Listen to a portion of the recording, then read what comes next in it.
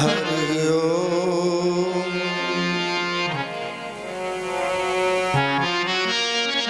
गजाननं भूत गणाधिसेवितं कपित्थजम्बो फलचारुभक्षणम् उमासुतं शोक विनाशकारकं नमामि विघ्नेश्वर पादपङ्कजम्। या कुन्देन्दु तुषारहार धवला या शुभ्रवस्त्रावृता या वीणावर दण्डमण्डितकरा या श्वेतपद्मासना या ब्रह्माच्युत शङ्कर प्रभृतिभिर्देवैः सदा वन्दिता सा मां पातु सरस्वती भगवती निःशेष जाड्यापः। गुरुर्ब्रह्मा गुरुर्विष्णु गुरुर्देव महेश्वरः गुरुः साक्षात् परब्रह्म तस्मै श्री गुरुवे नमः। सर्वबाधा विनिर्मुक्तो धनधान समन्वितः मनुष्यो मत प्रसादेन भविष्यति न संशयः। सर्वबाधा प्रशमनं त्रैलोक्यस्याखिलेश्वरी एवमेव त्वया कार्यम् अस्मद्वैर्विनाशनम्। देहि सौभाग्यमारोग्यं देहि मे परमं सुखं रूपं देहि जयं देहि यशो देहि दिशो देहि। हेमन्तिकायां विहितावतारं भक्ति प्रदानां च सज्जनानाम् अकाल मृत्योर्परिरक्षणार्थं वन्दे महाकालमहासुरेशम्। मृत्युञ्जय महादेव त्राहि मां शरणागतम्। जन्म मृत्यु जरा रोगै पीडितुम कर्म बन्धनै। योऽन्ता प्रविश्य मम वाचमिमां प्रसुप्तां सञ्जीवयत् किल शक्तिधरा स्वधाम्ना। अन्यस्य हस्तचरणस्य श्रवणस्तुगादीन्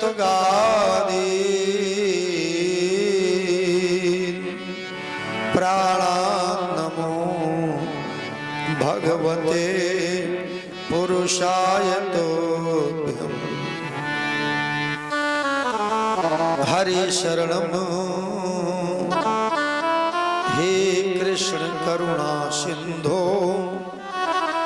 दीनबंधो जगतपते। गोपेश गोपिका कांत राधा कांत नमोस्तुते।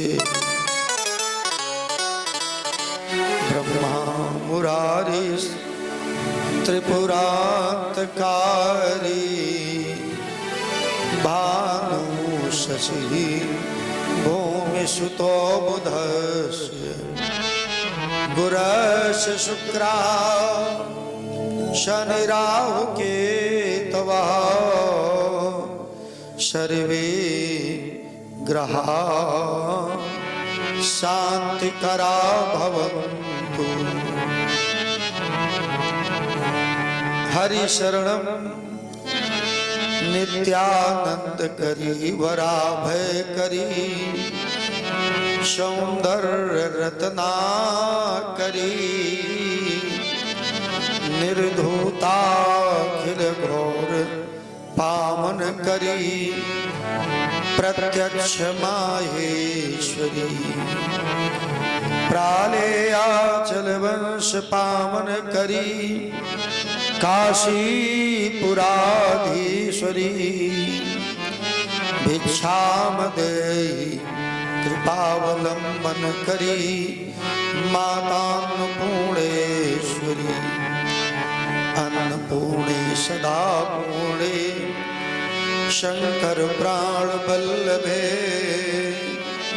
ज्ञान वैराग्य सिद्ध्यर्थम भिक्षाम देहि च पार्वती माता च पार्वती देवी पिता देवो महेश्वरा बांधवा शिव भक्ताश्च स्वदेशे भुवनत्रयम्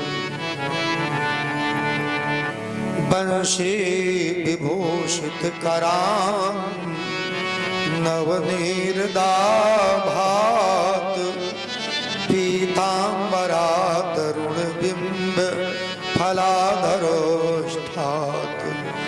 पूर्णेन्दु सुंदर मुखादरविंद नेत्रात् कृष्णात् परम किमपि तत्तमहं न जाने।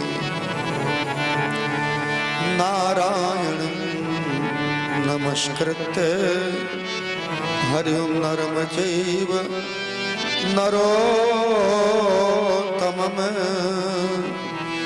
देवीं सरस्वतीं व्यासं ततो जयमुदीरयेत्।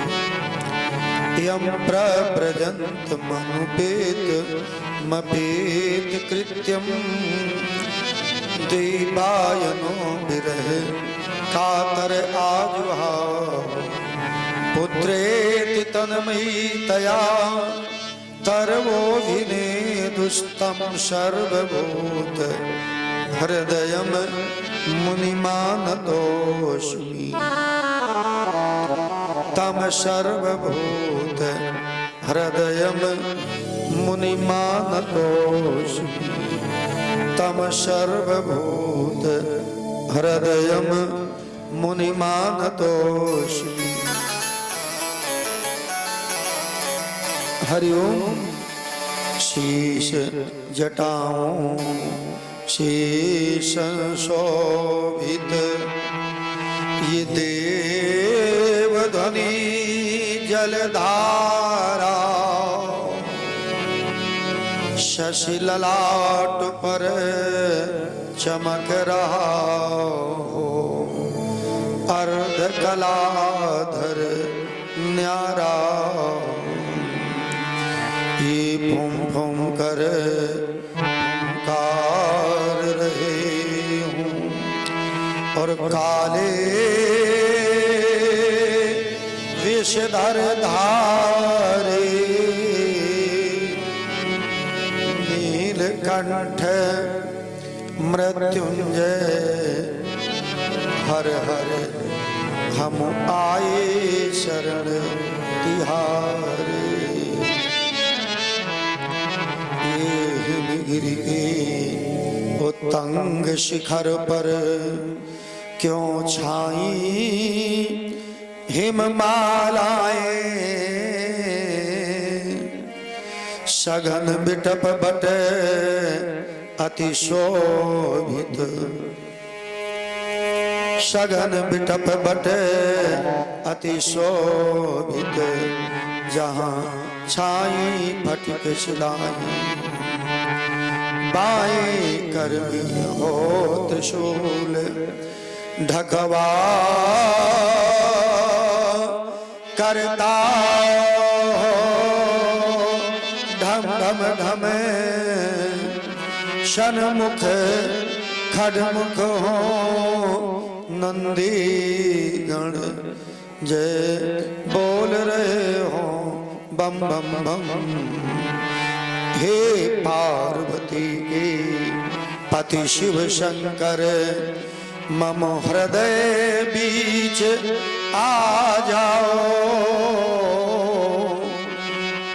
भ्रमित हो रहा है मानस सन्मार्गित पंथ दिखा जाओ।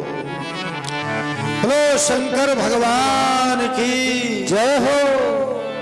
बोलो श्री गणेश महाराज की जय हो। सरस्वती मैया की जय हो। गायत्री माता की गंगे माता की जय हो। भोले बाके बिहारी लाल की जय हो। राधा रानी सरकार की जय हो। बोलो गिरिराज महाराज की जय हो। काशी विश्वनाथ भगवान की जय हो। बोलो सेतुबंधु रामेश्वरम की जय हो। बोले द्वादश ज्योतिर्लिंगों की जय हो। बोलो श्री सुखदेव महाराज की जय हो। बोलो भागवत भगवान की जय हो। बोले अयोध्या नाथ की जय हो। बोलो श्री बालाजी सरकार की जय हो। बोले गिरिराज महाराज की जय हो। बोलो अपने अपने गुरुदेव महाराज की जय हो। बोलो अपने अपने माता पिता की जय हो। बोले वैदिक सत्य सनातन धर्म की जय हो। बोलो गौ माता की जय हो। बोलो पृथ्वी मैया की जय हो। बोलो गंगे जमुने मैया की जय हो। बोलो सप्त सागरों की जय हो। बोले सर्व नदियों की जय हो। सर्व देवी देवताओं की जय हो। संत समाज की जय हो। भक्त भगवान की जय हो। बोलो हर हर महादेव। जय जय श्री राधे। जय जय श्री राधे। जय जय श्री राधे श्याम। कथा प्रेमी भक्तों, बड़े ये हर्ष का विषय है।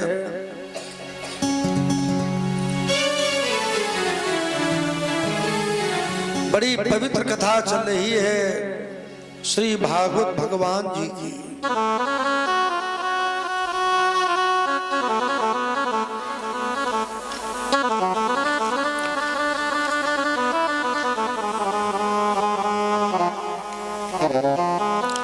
बड़ी पवित्र कथा है ये। युगल जोड़ी इसका सेवन करें।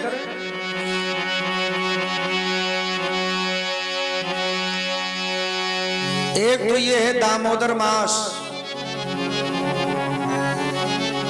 और दामोदर मास में है ये शुक्ल पक्ष, और इस शुक्ल पक्ष में आप लोग श्रवण कर रहे हैं भागवत भगवान जी की पवित्र कथा। देखिए श्रोताओं, मनुष्य का वो जीवन धन्य है जब उसके जीवन में भगवान की कथा मिले। क्यों? संसार की यदि व्यथा को मिटाना है तो तो भगवान की कथा को सुनना है। कारण संसार की व्यथा तो भगवान की कथा से ही मिटती है। ये ऐसी कथा है और ये कथा जीव को मिलती कभी सुनने को। हरिओम भाग्योदयन बहुजन्म समर्जितेन शतसंगमं च लभते पुरुषो यदा वै अज्ञान हेतु कृत मोह मदांधकार नाशम विधाय तदहि उदयते विवेका।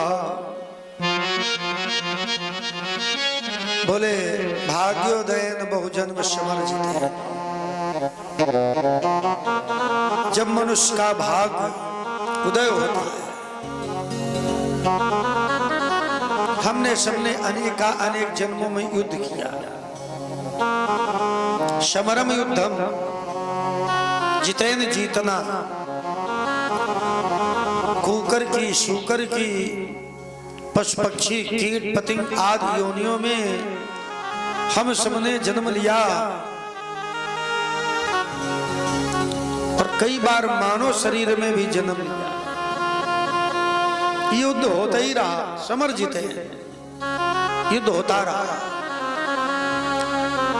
तब कहीं परमात्मा ने मानव शरीर दिया हमें तुम्हें।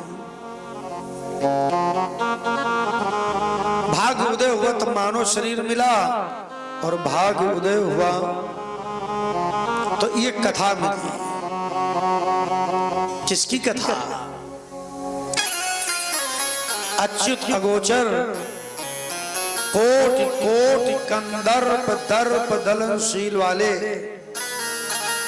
गोलोक बिहारी के पवित्र चरित्र सुनने को मिले। कब? जब भाग उदय हुआ। देखो जितने लोग कथा में आ जाते बैठकर सुनते हैं, आप लोग ये मान ले कि भाग उदय हुआ है। और जब भाग उदय हुआ, कथा मिली, सत्संग मिला, तो इससे कुछ मिलता भी और जाता भी। सत्संगमं च लभते पुरुषो यदा वै।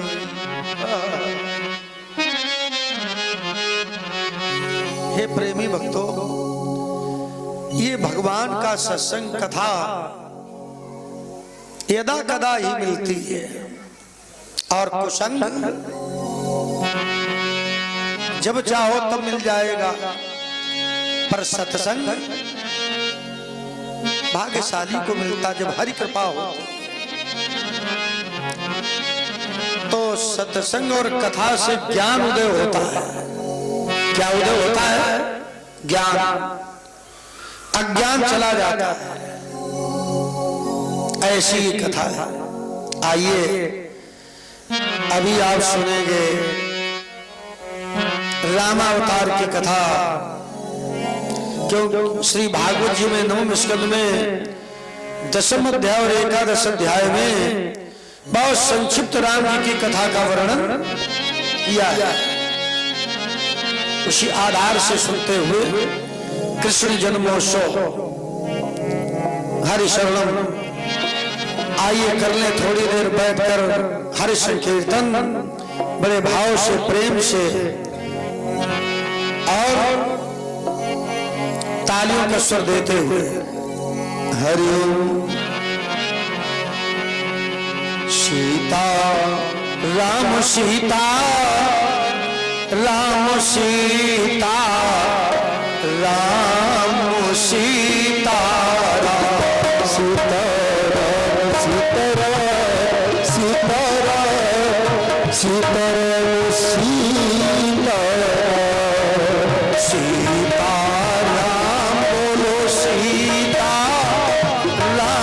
सीता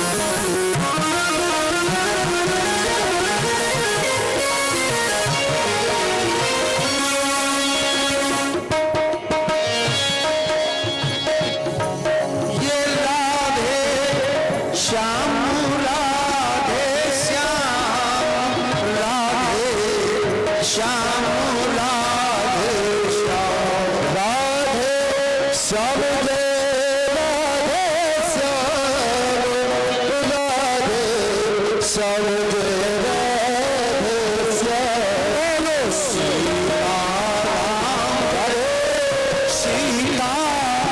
राम सीता राम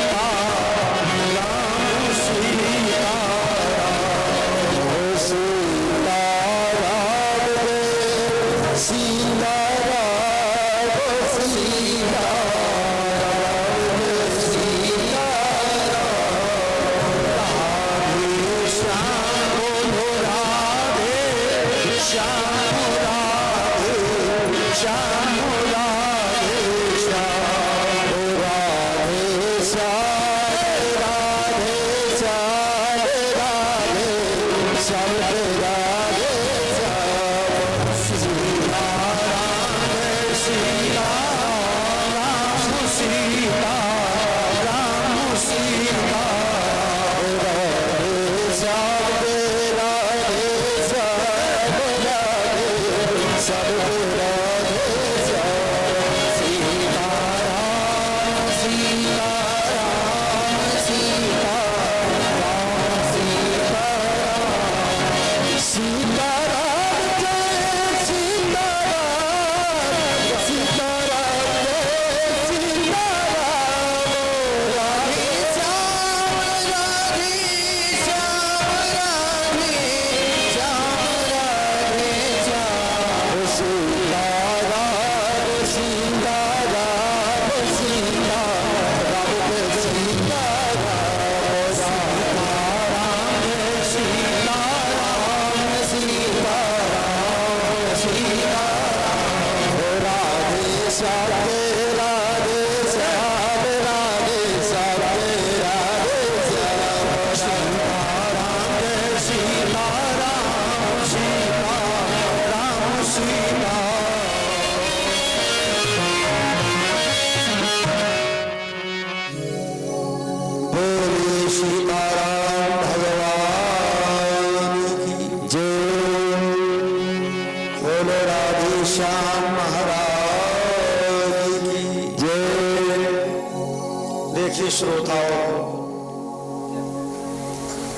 बड़ी ये पवित्र कथा है भागवत की। आप सब लोग बड़ी शांति पूर्वक बैठकर आज सबसे पहले श्री राम जी की कथा का कुछ देर आनंद लें। श्री रामचरितमानस महाकाव्य जिसको श्री वाल्मीकि महाराज ने देववाड़ी में लिखा, गोस्वामी श्री वैष्णव संत पूजपाद प्रातः स्मरणीय महाराज स्वामी गोस्वामी तुलसीदास जी ने इसको ग्रामीण भाषा में भाषाबद्ध किया। महाकाव्य कथा प्रेमी भक्तों, थोड़ी देर बैठकर इस बात पर विचार करें कि वास्तव में रामचरितमानस की रचना की किसने है। जब लोगों से पूछा गया तो उत्तर दिया गया गोस्वामी तुलसीदास महाराज जी, श्री वाल्मीकि महाराज जी ने रामचरितमानस की रचना की। ऐसा नहीं है,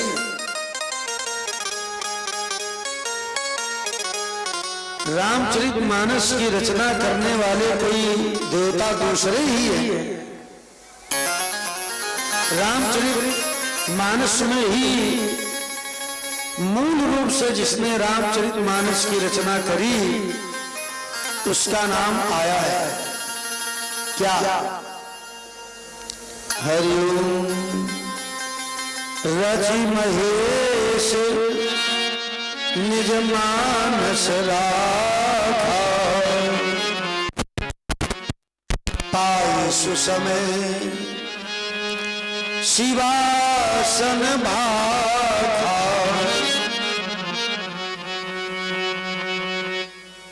राम जी के चरित्र की रचना, राम जी के लीलाओं की रचना श्री राम जी के पवित्र चरित्र ने ना कि श्री तुलसीदास महाराज जी ने।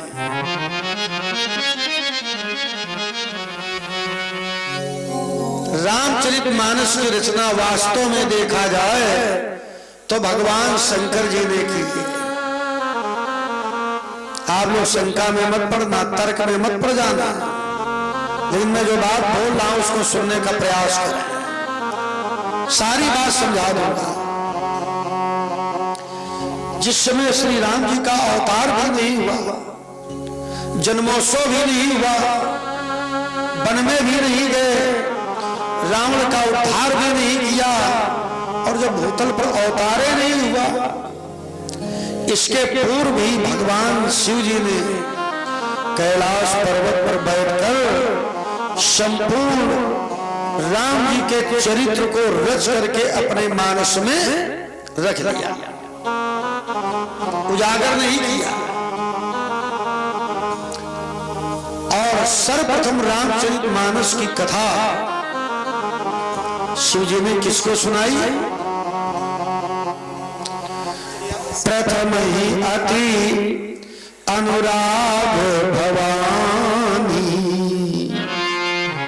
रामचरित सर कहे सुबखानी। भगवान शिव जी ने सर्वप्रथम इस कथा को रच करके पार्वती जी को सुनाया, पार्वती जी को कथा सुनाई। और अब आप लोग ये विचार करें, शिव जी को ये बात कैसे मालूम हुई कि प्रभु रामावतार ये मृत लोक में करे? अरे सीधी सी बात, आप लोग विचार करें, श्री राम जी का जब अवतार हुआ तो क्या तभी राम जी की पहचान हुई?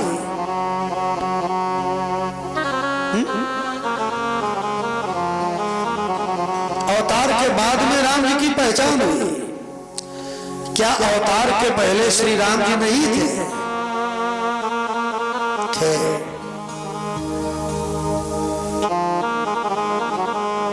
आदि अंत को जासु न पावा।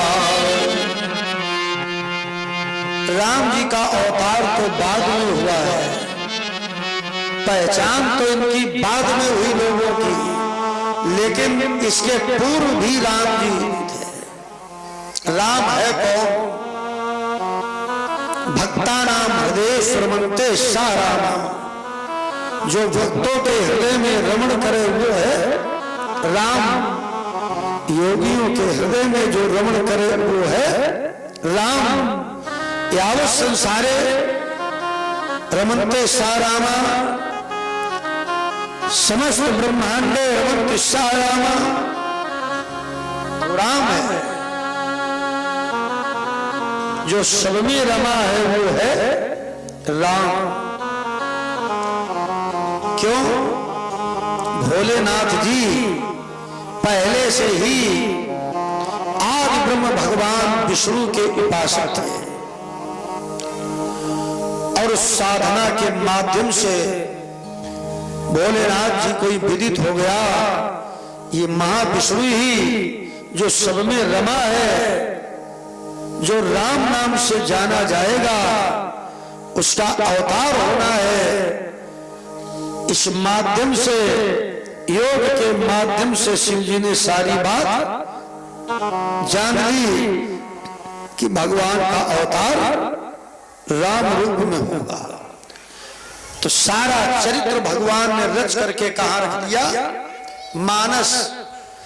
ताते राम चरित मानस पर, इसलिए इस कथा का नाम क्या पड़ा है? रामचरित मानस। आदि कवि वाल्मीकि महाराज जी ने श्री राम जी की, श्री शिव जी की कृपा से इन्होंने जो शिव जी ने रच करके राम जी की कथा को मानस में रखा था, आज कल वाल्मीकि महाराज जी को आज शिव जी ने इसका दिव्य ज्ञान दिया, तब श्री वाल्मीकि जी ने इसको देववाणी में लिखा। एक एक क्रम को समझे। रचनाकार भोलेनाथ जी, उनकी कृपा से लेखन कार्य देववाणी में किसने किया?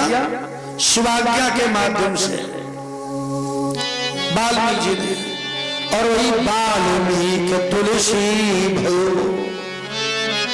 वही श्री वाल्मीकि महाराज तुलसी दास जी के रूप में आत्मा राम ब्राह्मण के यहाँ इन्होंने जन्म लिया और इसके बाद में श्री राम जी के परम भक्त बने और गोस्वामी जी ने इसकी रचना की। ये तीन क्रम है। प्रथम क्रम है शिव जी, शिव जी के द्वारा कृपा वाल्मीकि जी को, वाल्मीकि जी ही तुलसीदास हुए, उन पर भी कृपा हुई। तो इन लोगों ने बाद में इसकी रचना दोनों महाकवियों ने शिवाज्ञा से, शिव आशीर्वाद से किया। ये है रामचरितमानस की बात। अग्रिम छंद में भाव सुने। हरिओम। रामचरितमानस के रचयिता तुलसीदास, रामचरितमानस के रचयिता तुलसीदास, काव्य की कला में भक्ति रस भर दीना है। और दूसरी बात, दोहा चौपाई छंद स्रोठा बना के मानो, बैकुंठ जाने के लिए बना दीना जीना है। बैकुंठ जाने के लिए मानो बना दीना जीना है। और मानस को पढ़ के जितने लोगों ने श्री रामचरितमानस की कथा को पढ़ा सच्चे भाव से, वो क्या हो गए? जिन लोगों ने श्रद्धा से, प्रेम से इसका पाठ किया, सुना, बोले मानस को पढ़ के सुमानस हुए लाखों लोग, पतित हजारों भव सिंधु पार कीना है। पतित हजारों भव सिंधु पार कीना है। और हुलसी के लाल की जय श्री राधे। ये हुलसी के लाल की मिसाले नहीं दुनिया में।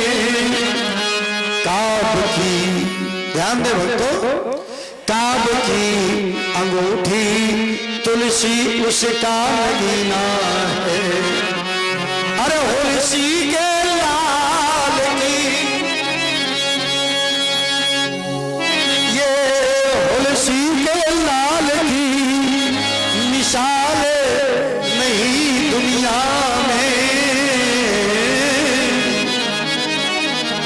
बाब की अंगूठी तुलसी उसका नगीना है। ये ऐसी है श्री रामचरितमानस की पवित्र महाकाव्य की कथा। आइए कुछ देर बैठ करके हम सब लोग इस कथा का आनंद लें। क्यों? कारण है मरने के बाद में हमारे तुम्हारे जीवन में कोई वस्तु साथ जाने वाली नहीं। प्रेमियों ध्यान दें। अच्छा बताओ, हमारे तुम्हारे मरने के बाद में कोई वस्तु साथ जाए? भाई कुछ तो बोलो, या हाँ कहो या ना कहो।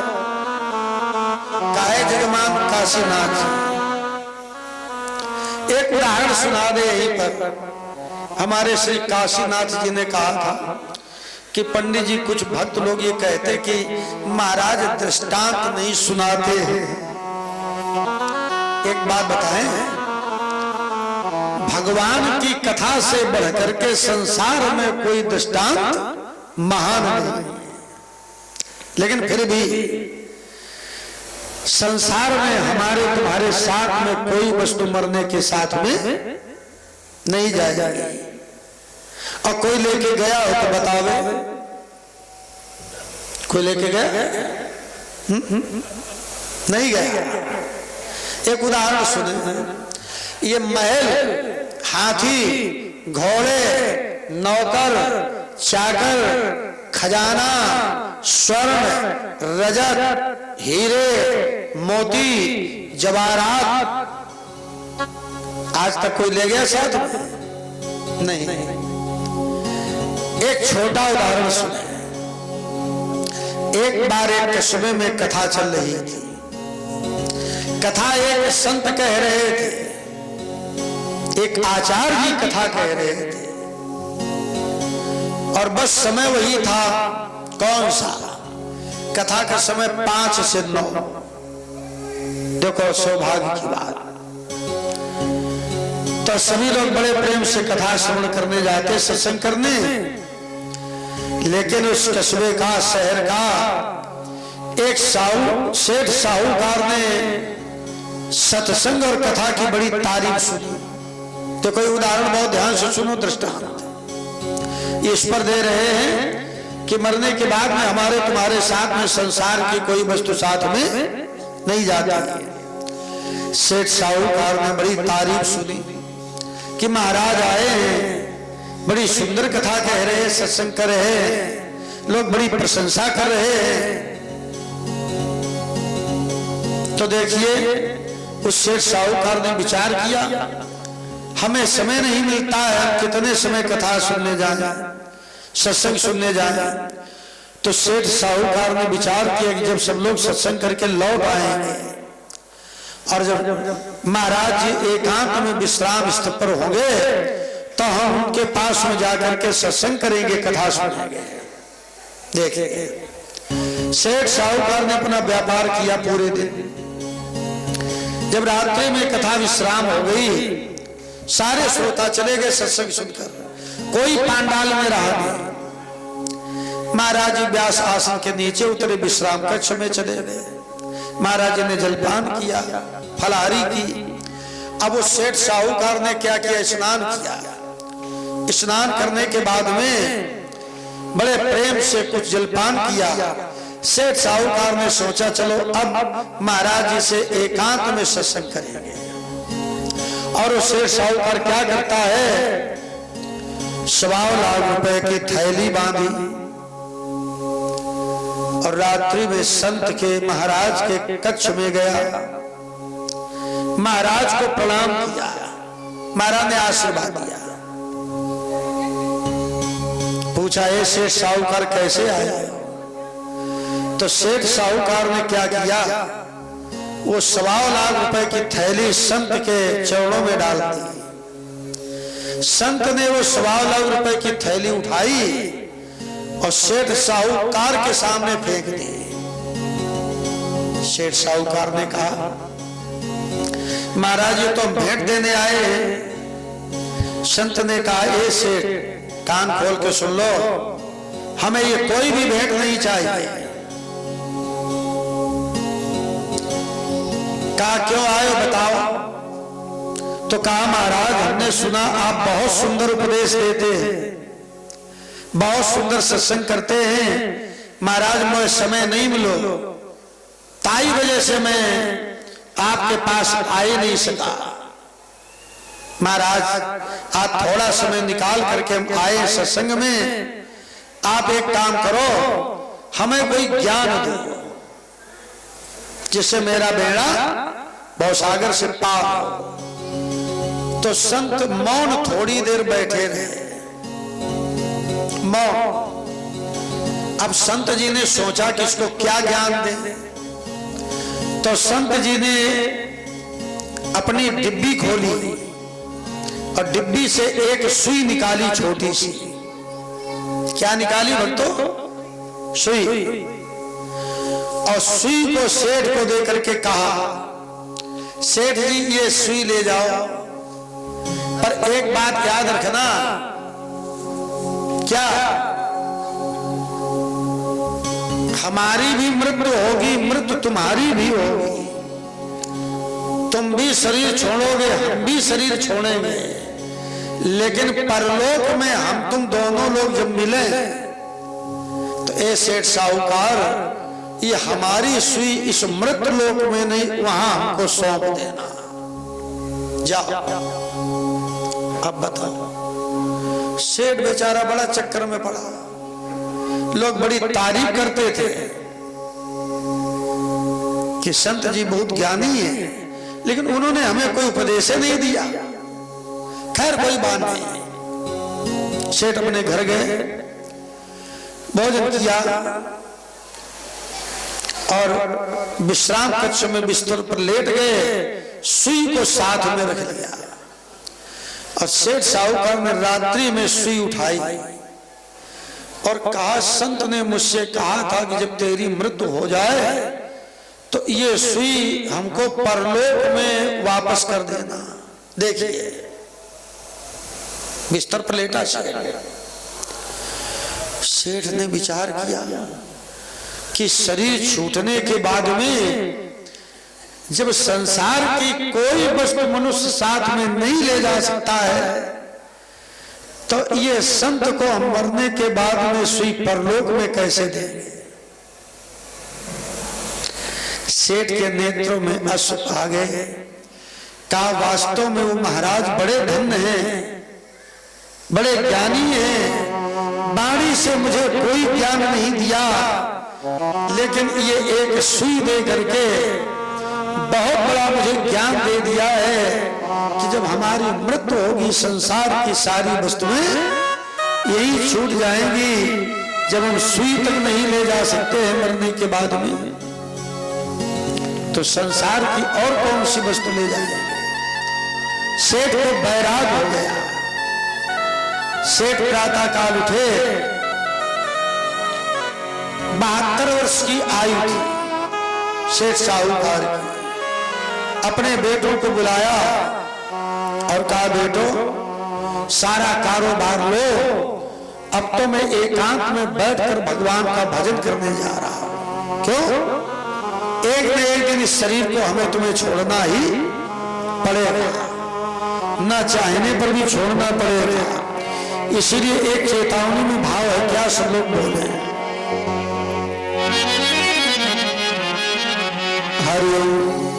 जिंदगी ये किराए का घर है,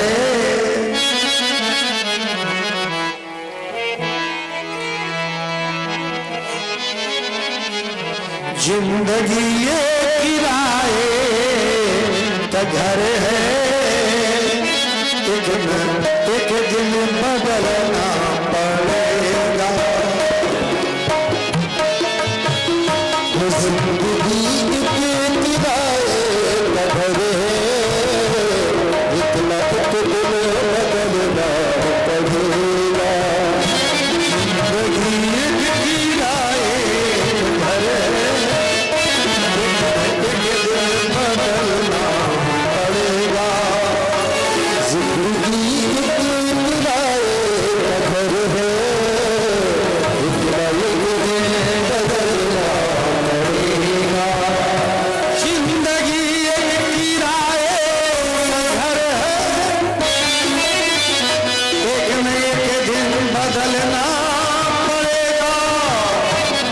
जिंदगी ये तेरा एक घर है, एक रायल बदलना पड़ेगा। जब तुमको आवाज देगी, ओ मौत जब तुमको आवाज देगी,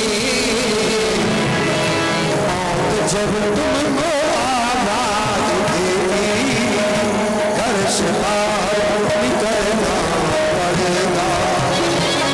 मौत जब तुमको आवाज देगी, घर से बाहर निकलना पड़ेगा।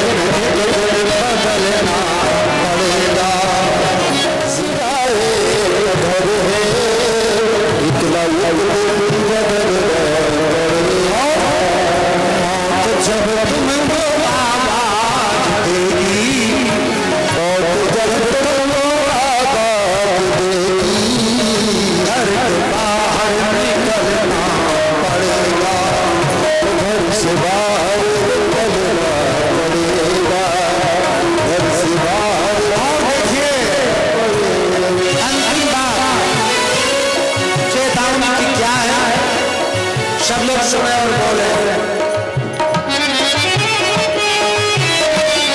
जवानी है पर भल का सपना रंग का ना अभिमान करना ये जवानी है पल भर का सपना रंग का अभिमान करना ये जवानी है पल भर का सपना रंग का ना अभिमान करना ये जवानी है पल भर का सपना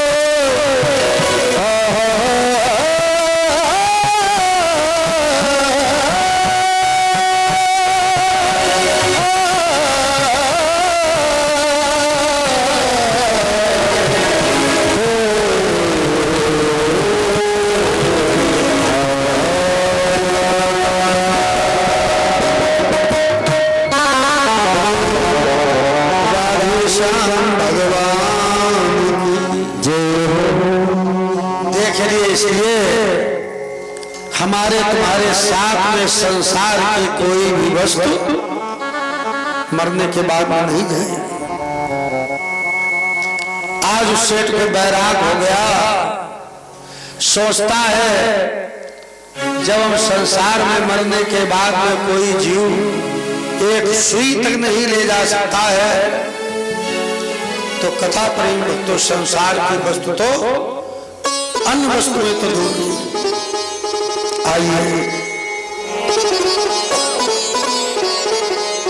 आज त्रेता का युग था। सूर्यवंश में अनेक प्रतापी राजा वैवस्वतमन, शर्यात, मानधाता, अलर्क, हरिश्चंद्र, भगीरथ, खट्वांग, सगर आदि बड़े बड़े राजा। किस वंश में? सूर्यवंश में। आगे चलने पर मूलक ने अयोध्या का राज किया। ये सब अयोध्या के प्रतापी राजा भय। और देखिए श्री राम जी का अवतार कैसे हुआ, कहाँ हुआ, किसके यहाँ हुआ, बहुत ध्यान से श्रवण करें।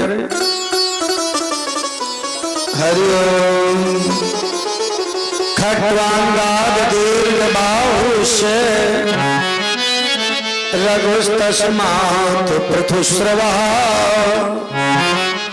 अजस्ततो महाराज तस्मात् दशरथो भवतु। कथा प्रेमी भक्तों, एक अयोध्या का राजा वो कौन? खट्वांग।